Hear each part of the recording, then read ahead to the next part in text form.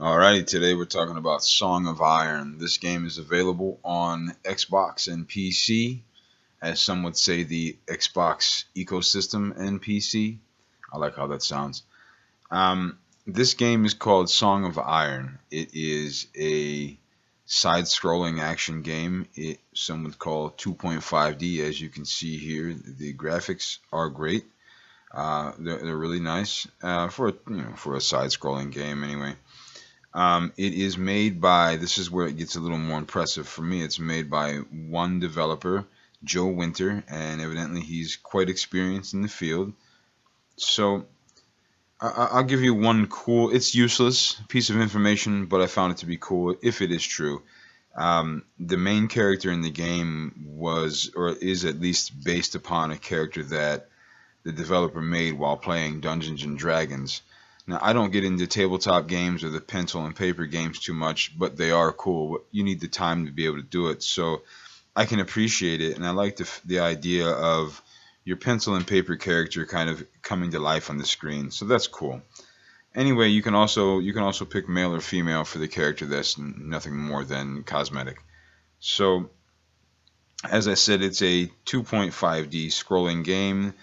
Your character literally, you go from left to right, and the game, well, you're going to find armor along the way. You're going to find upgrades. As long as you explore a little bit, you should find everything you need and maybe even a little more. The game has a good number of enemy types. You're not going to get bored with the enemies that you're battling. You're not going to always battle the same thing over and over.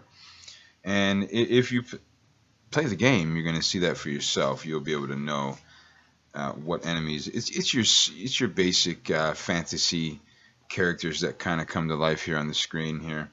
Very cool, and the game can be a challenge. All right, it has, for me, this is the key here though. It has a workable checkpoint system, and it makes the game playable for me. Now, I do enjoy Souls type of games, and I guess some people say that this kind of what this is. But I like this one better simply because it's more accessible for me because of that checkpoint system.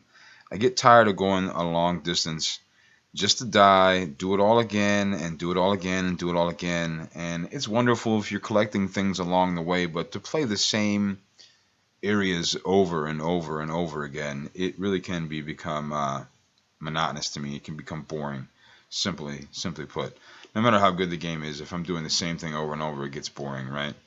Anyway, the game can take from anywhere from 4 to 6 hours, but it looks like many people are defeating it within half of that. So, but if you're like me, it's going to take you that time because as you can see here, multiple times I'm getting destroyed within the game.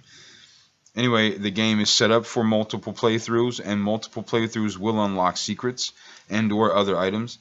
I did not experience this because I did not have time to do a multiple playthrough, but the fact is, it's not a long game, so it makes multiple playthroughs more accessible to people. Now, as I said before, the game is short, and why am I only showing some of the basic action of the game is so that there's no real spoilers because there's not a lot there for you to really get your teeth into. It's not a 50-hour game.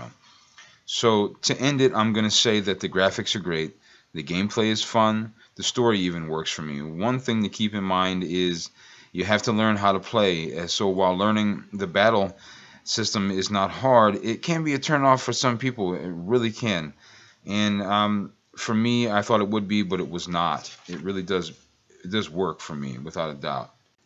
The game is simply fun once you learn how to fight. So what you have to do for yourself is decide, is the game worth 1999, excuse me. I took me about 5 hours to defeat it, and it took me quite a while. People are defeating it in half of that time. Remember, the game does give you an incentive to replay it. So if you enjoy to go in and play it over and over and gain new things, then this could be something for you. Now, all that being said, I'm going to say that I do recommend this game. And I only played through it once, and it was well worth $20.